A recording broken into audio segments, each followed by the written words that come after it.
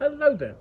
Today I'm lucky enough to be tasting a mature example of a Saint Emilion Grand Cru Classe.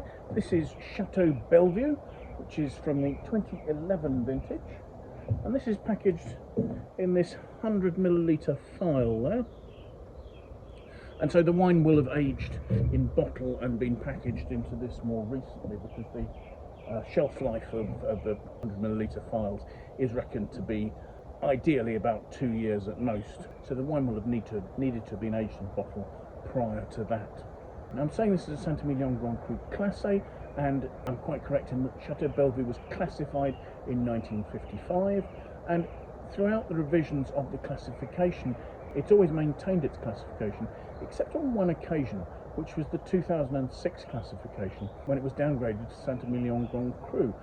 And it wasn't until 2012 that the new classification reinstated it. However, although Chateau Bellevue weren't part of the challenge, the entire of the 2006 classification of Saint Emilion was challenged in the courts and it was overturned. Thus this, the 2011 vintage, is labelled as a Saint Emilion Grand Cru Classe, because in fact legally the status now is that the 2006 reclassification had no effect. So for all that time, technically this was a Saint Emilion Grand Cru Classe.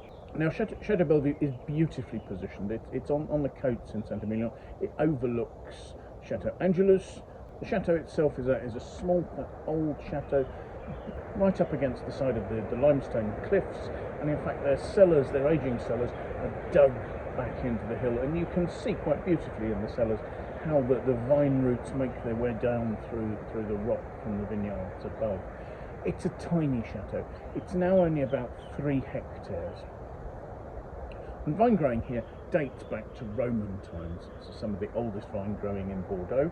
In the 17th century this was a Carthusian monastery, and then it came into the ownership of the Lacaze family, who owned it from 1642 right up to 1938. It was actually passed on to other branches of the family, initially the Horo family, and then to the Pradel de Lavaux family, who are the current owners, along with the Deconics. And in the year 2000, they'd engaged 2 top-class Bordeaux consultants, Stephane Derenoncourt and Nicolas Thienpont, and they reinvigorated the vineyards and the cellars here and brought about quite an improvement in the quality of the wines.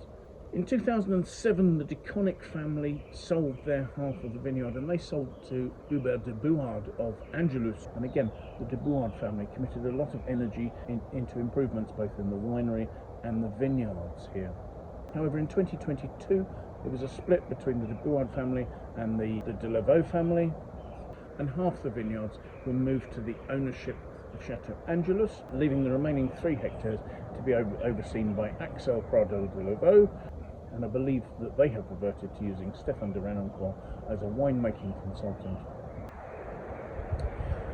Now the vineyards are now entirely Merlot. There was a little Cabernet Franc, but I believe any of that remained was transferred to Chateau Angelus. We'll see this particular wine has 2% of Cabernet Franc in its blend. Vine age here is good and old. Evidently the average vine age is about 40 years. But Axel, the owner, tells me here that there are some vines that are nearly 200 years old, and that's exceptionally old. So what we should then be seeing are vines with a good deep root system that will provide concentrated fruit, but that also can survive in vintages where there are periods of drought, something that was important for the 2011 vintage. Because the climatic situation in 2011 was peculiar. Coming after 2 very warm, beautiful vintages, 2009, 2010, we see a dry, warm winter through to spring. Budding is very early. There's very little water available to the plants in the soil.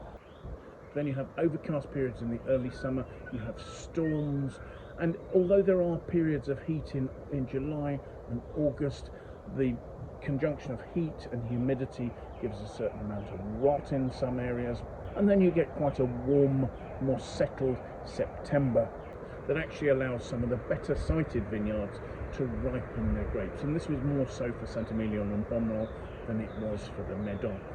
The fruit here is entirely picked by hand, and picking for this vintage went on between the 22nd and the 24th of September. And the fruit was gathered in good condition. There weren't problems with rot. So actually I think Chateau Bellevue had quite a good vintage here. Now winemaking is done in a mixture of oak, stainless steel and cement tanks. The wine ages in oak, a proportion, I believe about 40% ages in new oak. These are French oak barriques. And the wine ages in barrel in the estate cellars, beautifully cut into the limestone rock here in beautiful condition for about 16 months. So let's have a look at the wine, shall we?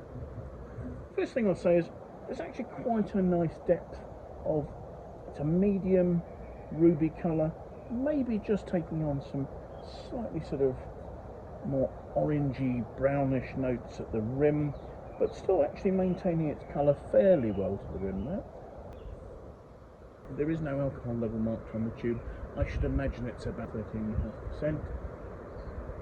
The wine is quite readily forming tears on the glass as I swirl it there, so that would make some sense. So let's see what we make of the Aroma, shall we?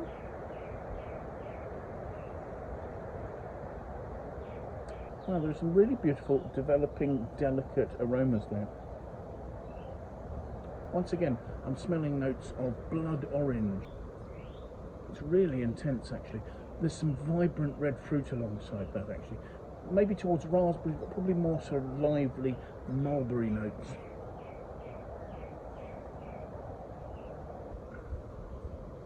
Perhaps hints of mushroom, little touches of soy. There are notes of coffee.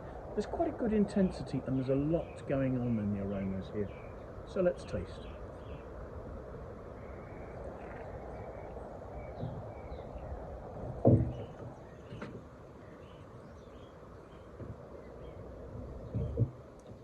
The wine has a rich, mouth-filling, dark red plum. You're getting those savoury notes on the front palate, and that's coupled to a nice acidity. And again, from that really quite vivid sort of red-orange note, there's almost a pithiness to it. Very attractive. There is some lovely smoothness to the wine, and it's got some nice length, but there's also a little bit of grainy texture. You do perhaps see a little bit of cedriness and some cinnamon notes coming out there. Maybe there's a touch of cocoa. There's a little bitter touch, almost a sort of a coffee-ish note. I think this is a wine that's drinking very nicely at the moment. It's still got a good concentration of fruit. It's got freshness, it's got balance, it's got some density. Its tannins aren't astringent, but there is just that little bit of bitter grip that's leaving me salivating at the end there. So yes, Chateau Bellevue, a classic Coates Grand Cru Classe from St Emilion, almost completely Merlot. Don't forget there's that 2% of Cabernet Franc just in this blend. Really quite classic. I think an underrated Chateau, and possibly 2011 a slightly underrated vintage. I think the fact that maybe the Medoc didn't succeed sometimes colours people's perception that Bordeaux as a whole had a bad year. This is just a small estate. At this stage in 2011 the de Bouard family was still involved in winemaking here. And actually a really nice wine's been made.